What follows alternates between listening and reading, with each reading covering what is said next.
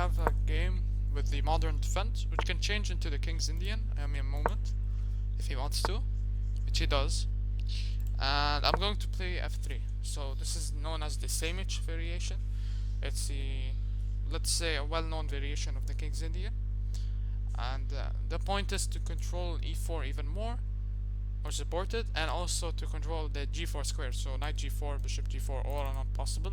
Now it does come with the downside, obviously, that you weaken the king, and also this bishop becomes a bit blocked, as you see in many variations. So here the line is bishop e3, again knight g4 not possible, another benefit of the f3 push. And in some lines you want to play queen d2, trade off this bishop, long castle, and attack with the pawns. But in some lines you still castle short, and you argue that this f-pawn is just really helping your center. So here against e5 there's many moves, but I like d5. Okay, not many moves, that's an exaggeration, but you can play knight e2 and allow him to take. But I prefer d5.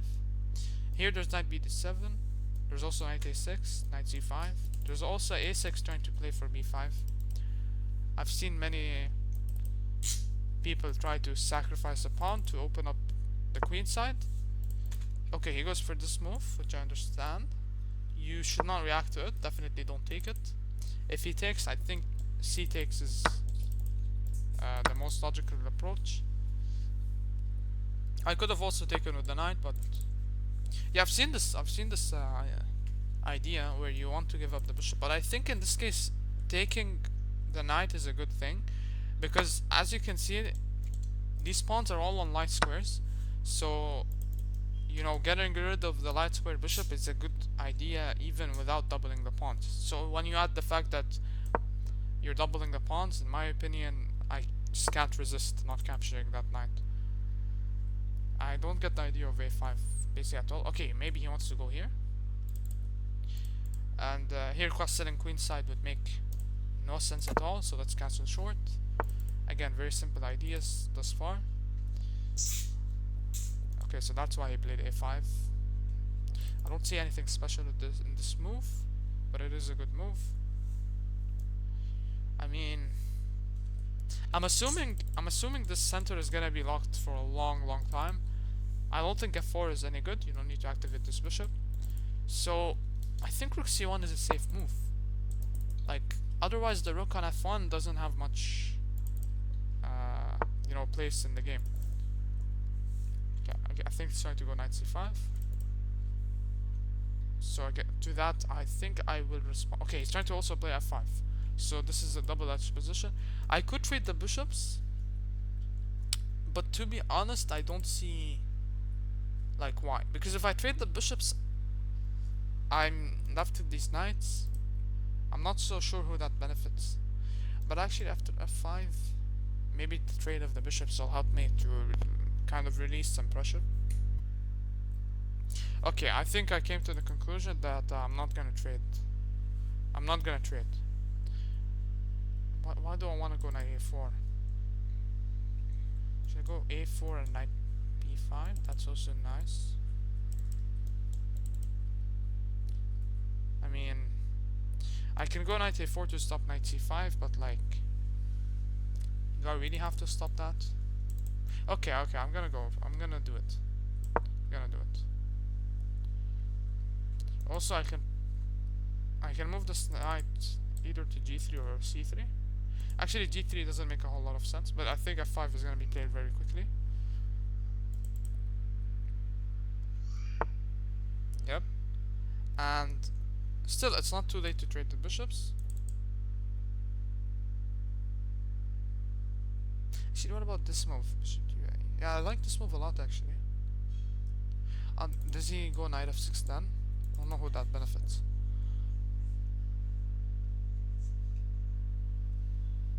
I think knight f6 is fine for me, so let's throw in this move. Let's hit the queen. Obviously, I don't mind the trade of the bishops now. And the point is, I want to like kind of dislodge this queen from the defense of the pawn, so he can't really move the queen. Both. Okay, he does actually move the queen, so that does give me this pawn. But then I would hang this knight, so of course I'm not gonna take it just yet.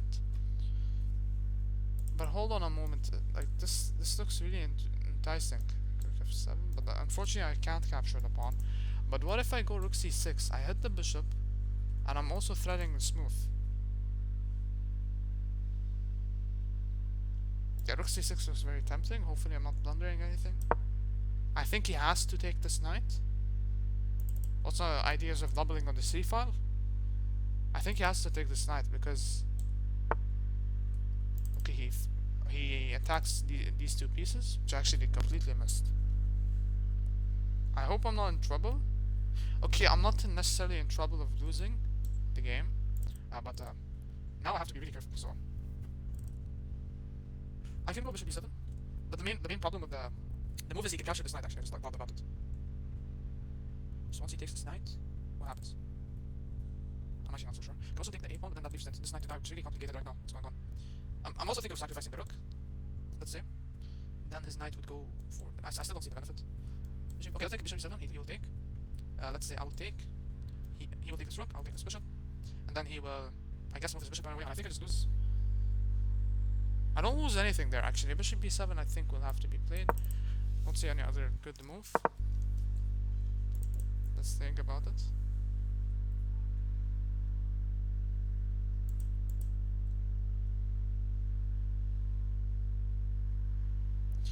We'll see what he responds with.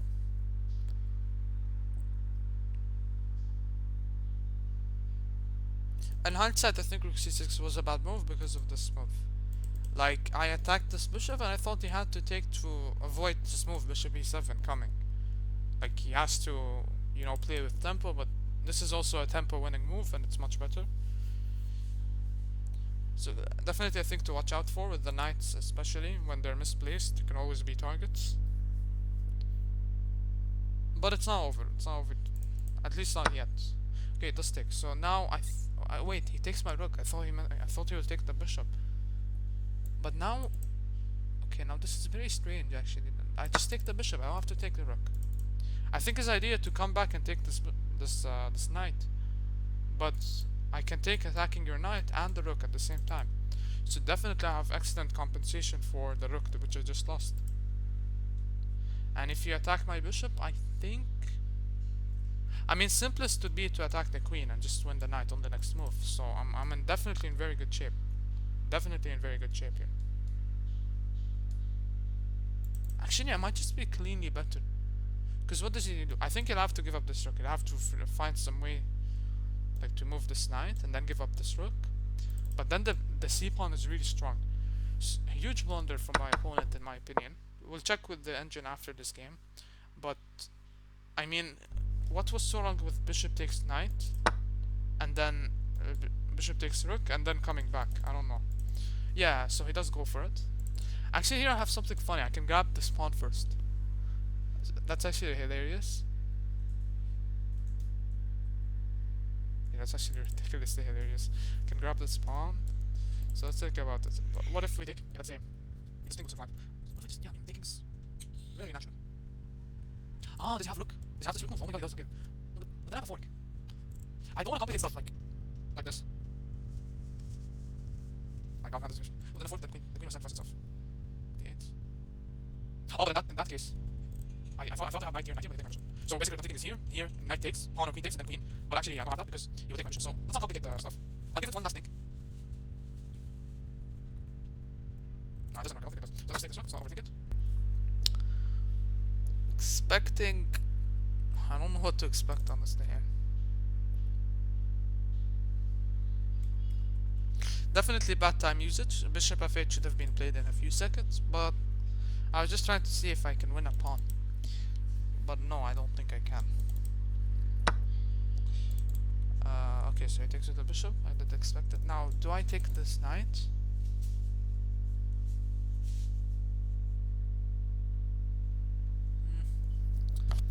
He will take with the pawn. It will help his structure. But then I get... Oh, yeah. I think I definitely should. Because look at the square. Oh, he takes a check. Okay, that's fine.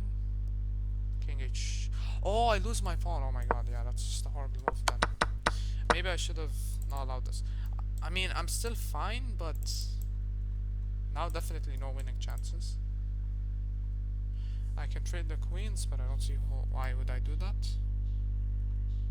I think I would rather have the knight on d5 rather than the pawn. So knight c3 protects this from the queen. Maybe rook b8 is actually a good move. I have to watch out for back rank also. Back rank stuff. Okay, definitely no winning chances, I don't think. But I also don't think he can lose, because his extra pawn is this pawn. And his bishop is really bad behind this pawn. I mean, these pawns. Yeah, I just can't believe I'm not playing at my best game here. I can't believe I forgot that this capture is with the check. Okay, he does this. Now I should be able to check, trade in here, but then he has rook c2. After rook c2 I don't like how passive I am. So maybe it's first I should play, like, there's no rush. Yeah, there's no rush. I could just play, for example, here. And then instead of capturing with the knight, I would be able to capture with the rook. I just pressured this forever. This pawn is a huge weakness for him. I just realized I have to play fast. Like, I really have to play super fast. Takes.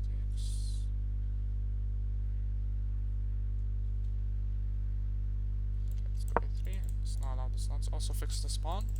So ideas like queen c2 very much alive. From now on I have to blitz my moves, otherwise I would lose in time. It shouldn't be the best thing in the world.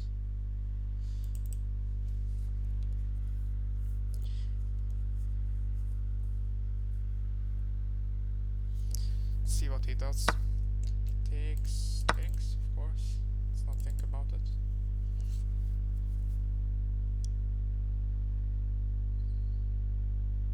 I mean, he has to do something about this check. This check would be really nice for me.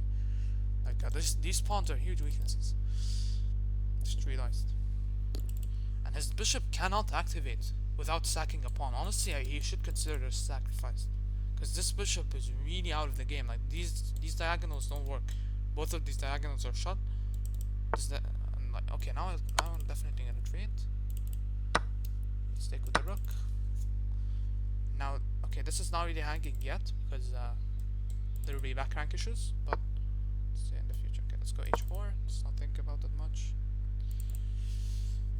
Maybe h3 was a bit better, but okay, it's fine. He's hitting that. Okay, that's a nice move. Okay, let's go here. Let's try and win this pawn.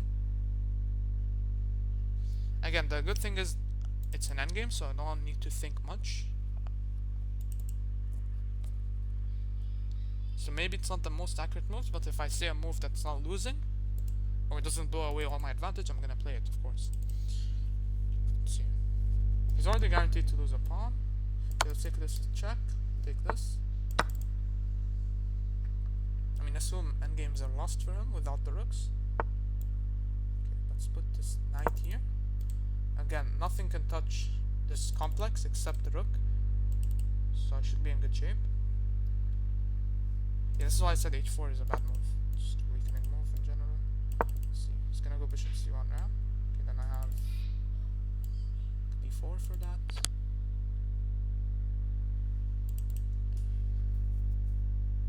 Also, I see mating ideas. I just realized this is a mate threat. Okay, I shouldn't take this. No, I shouldn't. I don't think I should. I could take that, but I know it's simplifying, but this bishop is not as strong as this knight, so that'd be a mistake. I don't know if he sees this idea of... Okay, I definitely sees the idea of the mate threat, but what do you do to it? Like, how do you stop this mate threat? Wait, is this just over? Is the game just over? I don't see how you stop this. Because this is covered by h4, and now h4 is actually really strong, surprisingly. I think the game is over. Unless I'm missing something.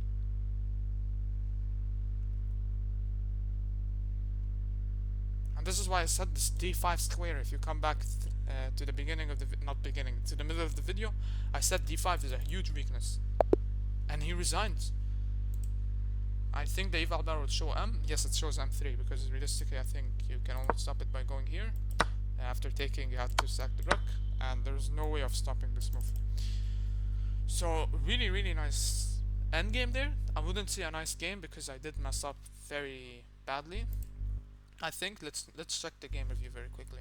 But yeah, I really love how I put the knight on d5 and I made sure that the pawn on e4 is not touchable because it's on a light square. And this is the classic example of good knight versus bad bishop. Classic example. His bishop was horrible. I wouldn't even call it a piece. And my knight is really strong in the center. Okay, I'm not gonna go through the opening much. It was a good move, so it's not a blunder or an accuracy or whatever, so I like my decision. Knight e2, nice move. Castle. Okay, here rook c1. Yeah, so my thought process of the rook on f1 not being good was correct. Nice to see. Yeah, 94. Like it looked too bad. Honestly, like it looked too good to be a good move. But at least it's not like worse. Here already it's starting to become very tricky for both players. Rook c6 is a good move. I thought it's a blunder. Oh, I had to play knight ec3. I briefly considered this. But I was like even knight c5. And I thought knight c5, knight c5. I thought black must be a bit better. Because I know this is the past c-pawn, but what progress can I make with it? So nice, nice idea from Stockfish there, but it's simply, yeah, like as I said, bishop takes a4 is winning for him, close to winning for him. But here, okay, I'm very glad I didn't take on d6, or apparently it's fine. After rook d8, what do they want? They want to give up trade the queens, and then play c7. Like I really briefly considered this, but I considered this after trading the knights. It's winning, but I thought to myself, he doesn't have to take my knight, he can just take the bishop. And after c7, he can just hang around. Yeah, like I literally calculated this time, and I thought he has like this endgame. I thought actually, why didn't I go for this? In my head, I thought he's up a piece. I don't know why. In my head, I thought he's up a piece, but he's not. Okay, so this is a really interesting line. I did miss this, but okay, it's fine. The game goes on, and here I'm still better. I felt like I was never worse, but it was hard to prove an advantage. Okay, computer wants e5, which for me looks realistically very stupid. Why would I give up control of the d5 square with the pawn? a3, nice move. Yeah, like you might be thinking, why didn't I trade here? Because if I trade, he has this amazing move a3. Like he's trying to undermine the protection of the knight. Trade the queens, and here already it's very hard to play. Okay. Here I should have already went rook a5. Now I do. Rook takes this. This is not even winning for white. I had a feeling this must be winning for white somehow. Not sure. Okay, already you can tell it's really hard to play. Like black is just making mistake after mistake, accuracy after accuracy. Ah, okay. So I thought here already game is over, but he can go here so that after rook a7 he can play bishop f8. But let's be